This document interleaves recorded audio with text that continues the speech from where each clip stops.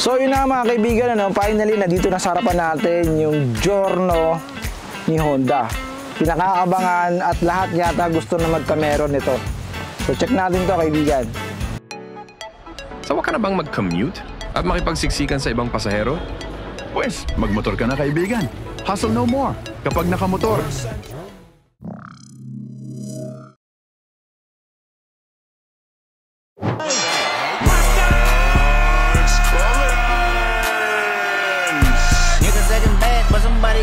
Got my foot up on the gas, but somebody gotta do it. Turn this TV off, turn this TV off. Turn this TV off, turn this TV off. Turn this TV off, turn this TV off. Turn this TV off, turn this TV off. Shit get crazy, scary, spooky, hilarious. Crazy, scary, spooky, hilarious. So I'm about 5'8", medyo large build tayo. Ito yung ating rider's perspective kung sasakyan natin tong Honda Giorno. So yan. Flat-footed tayo dahil medyo malapad yung upuan ng Giorno. Yan. So tingin ko mga 5'2", kayang-kaya to. Medyo buka lang sa unahan. Yan. So yung build niya, yung portion dito, pag nagda-drive ka, parang visually nakita mo dun sa peripheral view mo tong part nito, which is okay din naman. At least nakikita mo yung alignment mo dun sa kalsada. So itong Honda Giorno naka stop and start system to, o yung idling stop, pwede mo siyang gamitin yan. Pag huminto tayo sa traffic light, automatic mamamatay yung makina. Makikita mo dito nagbi-blink yung kanyang icon ng idling, Then once na piniga mo yung gasolinador, mag-i-start agad. So tayo, yun, pwede mo na siyang andarin agad. Well, in terms ng ng power nito, 4 valve ba? 4 valve. Ang bilis. Ito talagang scooter na to yung sought after, So mapapansin mo naman sa part na to, yung kanyang pagka-classic. Iba rin yung konti lang yung yung edges niya. Straight lang siya, straightforward, headlight, walang masyadong kaartihan, classic, pero modern. Isa to sa nagustuhan ko Parang Italian talaga yung datingan niya. Pero compact 4 valve, 125cc. First time to na nangyari sa Pilipinas na inilabas to ng Honda, yung 125cc na 4 valve. Ibig sabihin nito, maliit yung makina pero malakas. Tipid sa gasolina pero sa ahunan, bibigyan ka talaga nito ng power. So ongoing tayo, on the way tayo sa Marcos Mansion. Sa part na to, sa napunta rito, medyo matarik din talaga itong lugar na to. So try natin itong Giorno sa paahon, kung ano yung kanyang performance. So ito may mga bikers dito. Merong elbow rito na sa part na to. Ay, overlooking na rito.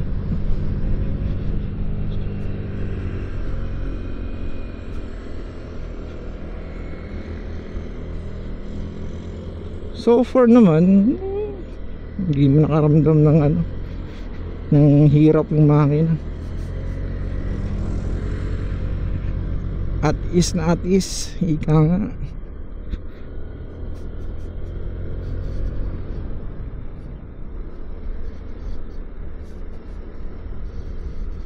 Uy, stable na yung bangke, malaki yung gulong So makikita mo sa kanyang fuel tank yan, dito akong papagas. By the way nga pala, nandito yung kanyang tanke. It means nasa sentro, kaya medyo maluwag yung kanyang U-box. And yung kagandahan niyan, balance yung yung takbo mo dahil yung bigat nandito, Not to mention yung kulay board, napakaganda, maluwag, Isa to sa typical na gusto ng mga Pinoy, yung may gulay board. Pag bibilin ka, yung sabitan niya, pinag-isipan din, talagang hindi yan mahuhulog yung isinabit mo. And then pwedeng i-conceal, Kagandahan niya, pwedeng i-conceal. At dumako naman tayo dito sa kanyang charging port. Ayan. Type A na yan.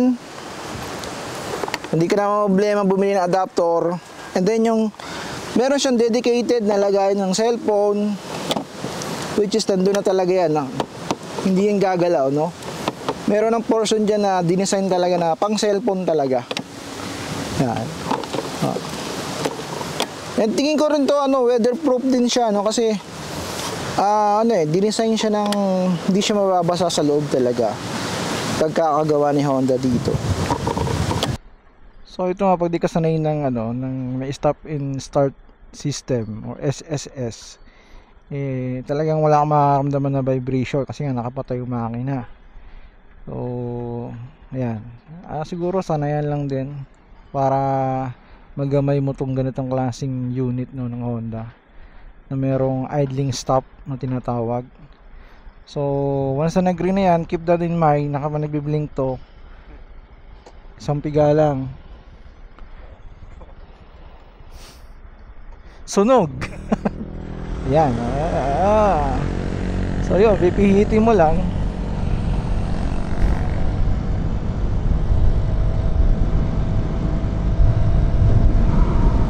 Medyo rin relatively iba talaga pag forward.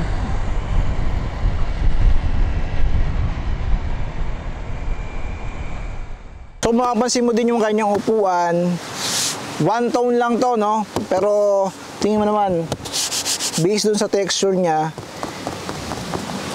ginaksosan din ni Honda talaga. Elegante at napaka lambot ng kanyang upuan. So punta tayo dun sa upuan. Ayan, ganito kalaki yung kanyang U-box. Dahil yung tangke niya nandun, buong backpack yan, kasya. Ayan, buong backpack yan. Half-face na helmet, kasya rito. So pwede ka lang di maglagay ng top box.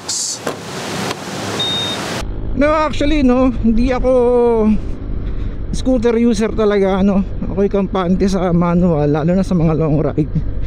So far, sa matagal na panahon, ito yung ginamit natin tong Giorno, para sa long ride natin. Long ride naman rin to Patagaytay. So basically, paahon siya. So yung pakiramdam ng Giorno, yung makina magpapakiramdaman mo, well, kayang-kaya, chill na chill.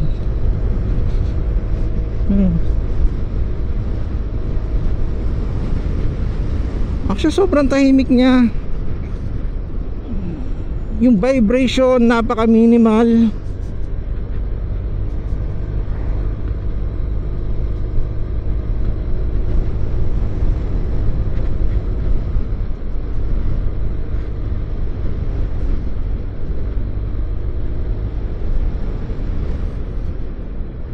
Then isa lang sa gustuhan ko dito yung braking system niya, kasi nako-combi brake siya.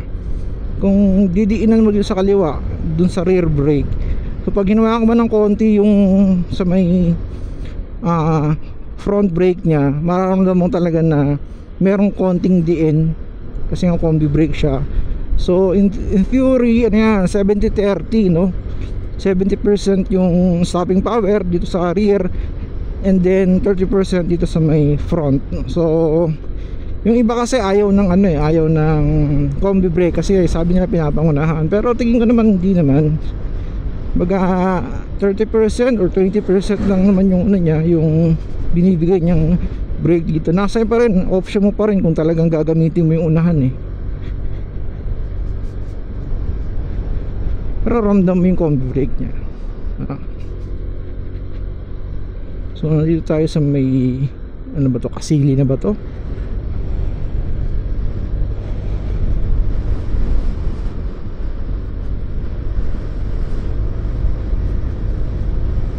Isa din sa napansin ko dito na napakaganda ng kanyang grab bar. Ayun, nakita mo naman yung grab bar niya, silver yung finish niya. Solid yung dito, pillion rider dito. Ganda. So tingnan natin yung kanyang yung kanyang dashboard. Meron tong stop and start system or SSS, also known as idling stop. Makikita mo naman dito sa portion na to na yung icon niya. So meron tong left signal light, makikita mo naka-separate, yung right naka-separate din. Yung kanyang high ng kanyang headlight. Then may engine check dito, temperature, and then may voltage din, kilometers per hour, yung kanyang speedometer, yung kanyang fuel gauge. Ang mahalaga daw, may orasan din siya. Importante ito para hindi ka na lumingon sa yung wristwatch. Then sa part na to, kanyang high-low, busina. So actually medyo malakas ang busina niya sa typical na scooter. Then yung signal light dito, sa portion na to. And then actually ito nilagay na lang to ng owner, itong hazard light. Then yung bottom switch ng stop and start system niya, and then yung kanyang push button ng start. 125cc keyless. Kita niyo naman yung kanyang starting system, keyless yan. Case to ng Honda. Yan, napaka-elegante ng Honda Giorno. Dito pa lang sa keyless na 125cc. Actually panalo ka na dito eh. Ganda. And then napansin ko dito, tarik na tarik ang araw. Anong oras na ngayon? Almost 11 AM. Almost ang haling tapat na rin. Yung backlight niya dito sa panel, visible naman, naka-trick ang araw. Kasi nga naka-inverted yung kanyang backlight. So makikita mo yung information din talaga. Just like naka-highlight yung idling stop na icon. So ito yung turning light, kulay blue. Yan.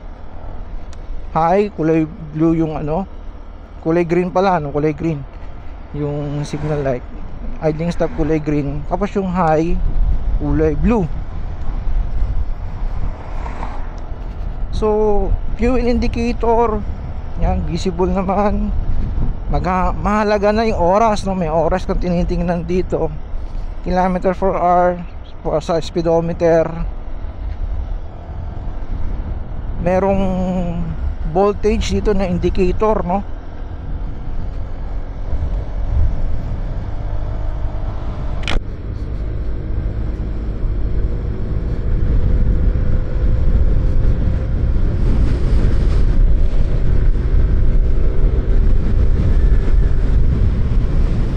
Woo!